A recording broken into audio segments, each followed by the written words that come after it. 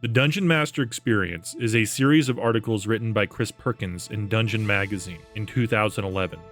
The following readings are his words, and though produced before the current edition, still contains great insights, advice, and tips for Dungeon Masters for any edition, and for that matter, any TTRPG. Riot Acts, 12/8/2011, Wednesday night. Chris Youngs plays a tiefling sorcerer named Deimos, but he is better known in the world of Iamandra as Sea King Impstinger, an up-and-coming merchant lord with a fleet of 13 ships under his command. His hated rival, Sea King Sinistrago, gets the hero's attention by placing a catastrophic dragon egg aboard the Prince of Lies, one of Impstinger's ships. Unless the heroes agree to the terms spelled out by Sinistrago's underling, an irksome tiefling named Erisius Devilray, a ritual cast upon the egg will cause it to explode, sinking the Prince of Lies and killing its crew. The heroes decide to teleport to the Prince of Lies via a network of magic teleportation circles that connect all the ships in the Impstinger fleet.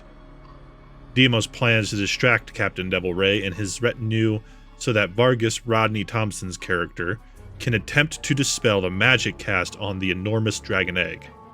Using the visibility spell, Vargas sneaks past the egg's guards and begins making arcana checks.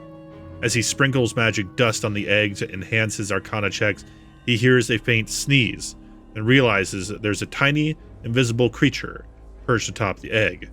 Devilray's imp familiar. Vargas immediately casts Time Stop, preventing the imp from sounding the alarm and buying him time to successfully disarm the egg.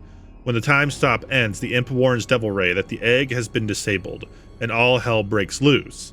Badly wounded, Devilray is forced to teleport back to his ship and immediately plots his escape. Deimos casts a Phantom Steed ritual, allowing the heroes to gallop across the ocean and board Devilray's ship before it gets too far. However, Devilray's crew is ready for them. As the heroes subdue Devilray's crew, the ship's elemental rudder is activated, enabling the vessel to cross a vast distance by traveling briefly through the elemental chaos. When the ship reappears in the natural world, it's surrounded by 6 of Sea King Sinistrago's warships, waiting at a prearranged rendezvous point. Realizing they've fallen prey to Devilray's backup trap, the heroes decide to stall for 10 minutes while Deimos creates a teleportation circle. Meanwhile, Vargas discovers that Devilray's ship is riddled with secret passages and finds Devilray himself hidden within them. A close quarters fight leads to Devilray's capture, and Deimos gives Devilray a dire message to pass along to Sea King Sinistrago before the heroes abandon the ship and make good their escape. Yeah, I know this adventure sounds a lot like a Star Trek episode. Given that I run a nautical-themed campaign wherein approximately half of the action takes place on ships and the other half takes place on remote islands, it should come as no surprise that all 5 Star Trek television series serve as inspiration. But we're not here this week to talk about Star Trek. This week, I'd like to talk about the structure I use to build encounters that feel epic, regardless of whether the player characters are actually epic level. Before we begin, I think it's safe to say that the 4th edition has been around long enough that more and more DMs are gearing up to run epic level adventures and campaigns. It takes years for my weekly campaign to reach the epic tier, but here we are at last, and so it's been a snap. Shocked? Having run tedious epic level campaigns in the past, I know I am. The epic tier makes a lot of DMs nervous. I suspect that's because the characters are much more powerful and have access to many more abilities.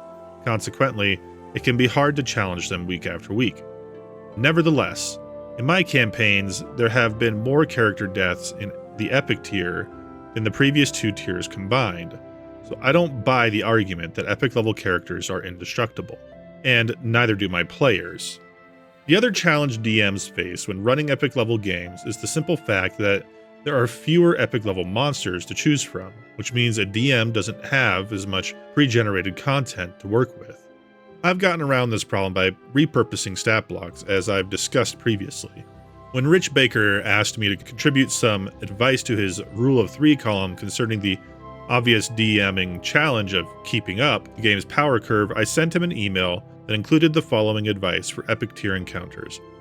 Don't show the players your entire hand at once. Let encounters unfold gradually, with new threats or challenges announcing themselves over a period of several rounds. I think of an encounter as a 3-act play, or if you prefer a different analogy, a 3-stage rocket. I introduce a threat in Act 1, add reinforcements in Act 2, and then add a complication or twist in Act 3. Depending on how the heroes are faring, the twist might be to their advantage rather than their detriment. For example, Act 1 might begin with the heroes defending their keep against an ancient red dragon. In Act 2, villainous rogues in league with the dragon announce themselves by attacking the keep from within. In Act 3, a gold dragon allied with the party shows up, chases off the wounded red dragon, and helps the heroes catch the fleeing rogues. Not every encounter can or should have 3 acts, but it's a great format to follow for major combat encounters of any level because it keeps the players on their toes and varies the tension as the advantage shifts back and forth between the heroes and the villains. If you're familiar with literary 3-act structures, you know that a lot of playwrights and screenwriters use them when crafting plays and writing scenes for much the same reason. The events described at the beginning of this article follow this 3-act formula closely. Here's how the Wednesday night encounter breaks down. Act 1. The initial threat is introduced. The heroes confront Captain Tal'Dorei and take strides to prevent the catastrophic dragon egg from exploding. When the egg is finally disabled, combat erupts. Act 2, reinforcements arrive. Captain Tal'Dorei teleports away when first bloodied. The heroes chase after the ship. They board his vessel and battle the crew. In this case, Tal'Dorei's subordinates are the reinforcements, even though the heroes come to them. Act 3, the twist. The heroes find themselves surrounded by a clearly overwhelming force. Now they're the ones who must flee. As expected, the heroes were too busy negotiating, arguing, looting, and running about to take short rests between the 3 acts, which added tension and forced the players to be mindful of their resources. That said, the encounter could have gone south, had circumstances been different. As a thought exercise, let's consider how the encounter might have changed had the following occurred. Alternate reality. Vargas fails to disarm the egg. Perhaps Vargas fails his Arcana check to remove the destructive spell cast on the egg, or maybe the evil imp detects him before he can finish his work.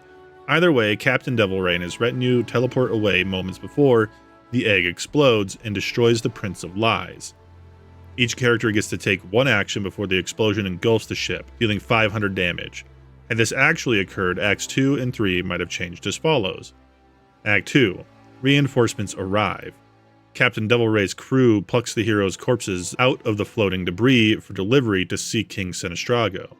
Heroes who weren't killed in the blast might sneak aboard the ship and try to commandeer it. Act 3. The twist. Captain Tal'Dorei intends to take his ship to the secret rendezvous point. The heroes must either convince him to betray Sinistrago or find some other way to escape their predicament. If they fail, they are rescued and revived by one of Sinistrago's rivals, another Sea King to whom the party is now indebted. Lessons learned. The example above illustrates the power of the 3-act structure. Even if an encounter doesn't unfold exactly as planned, thinking of each major combat encounter in terms of 3 acts gives you room to ramp up the danger or diminish it. You no longer need to concern yourself with perfecting encounter balance, because the 3-act structure lets you make adjustments as the encounter unfolds. Epic level becomes no harder to manage than any other tier. It's worth noting that not every 3-act encounter needs to be structured exactly as I've described above. For example, I can envision a structure where in Act 1 introduces a threat, Act 2 presents an unexpected twist, and Act 3 is when the reinforcements arrive. Here's an example. In Act 1, the heroes are leaving a tavern in Fallcrest, when they are approached and threatened by a gang of rogues who seem intent on robbing them. Battle erupts until the start of Act 2, when a cutthroat suddenly recognizes one of the heroes as an old childhood friend. He instructs his fellow rogues to back off and apologizes profusely. He even offers to buy his PC friend a drink, before things get too chummy. Act 3 begins when a rival gang of rogues jumps the wounded heroes and their newfound allies. Once you've experimented with the 3-act structure, You'll begin to see all kinds of variations and permutations that also work quite well, which are probably worth discovering on your own. Until the next encounter. Also, don't forget to follow the link in the description to pick up my first ever adventure and setting for free on Patreon and DriveThruRPG now. Dive into the desert region of Gondolar as adventurers making their way to the budding city town of Silt Pass in search of gold, glory, and answers to the secrets of a long-lost empire. In this first adventure, your heroes will defend the Dune Dancer, a sandcutter airship from a legendary group of bandits known as the Stormbringers. Do you have what it takes to stop the Stormbringers and their bombastic leader Tharok, or will you make a deal with the devil of the sands and join them? Decide your destiny in the first of 6 adventures. TSI, Tharok, Stormbringer, Iron Mane.